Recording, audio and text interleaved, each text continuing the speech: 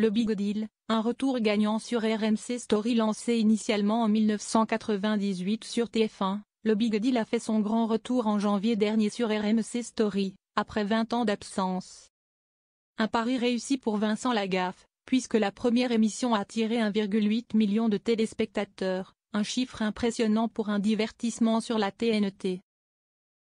En incluant le replay, ce sont même 2,3 millions de personnes qui étaient au rendez-vous en moyenne lors du lancement, la meilleure audience jamais enregistrée pour un divertissement sur la TNT. À lire également Fort Boyard, Vincent Lagaffe successeur d'Olivier Mine.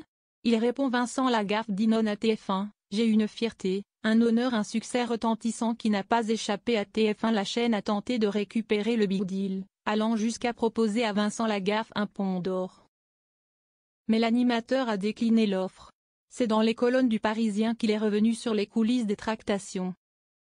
Quand les autres ont vu le carton d'audience, ils se sont dit « Merde, c'est chez nous que c'est né et ça nous passe sur le nez ». TF1 a fait des propositions. Un autre groupe aussi, a-t-il expliqué.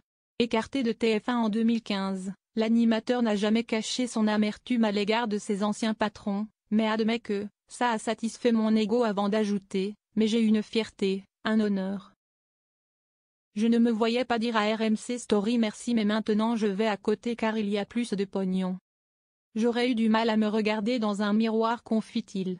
À lire également. Lagaffe cache sur le retour du Big Deal, si ça avait été un flop, je quittais le show business. Approché par TF1.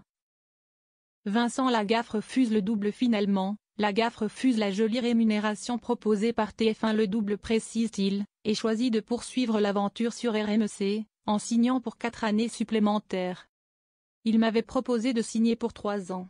Après la proposition de TF1, Nicolas de Tavernost, ancien patron de BFM TV RMC, est arrivé dans les tractations et a proposé de me donner un peu plus mais à la condition de signer 1 année de plus, explique-t-il.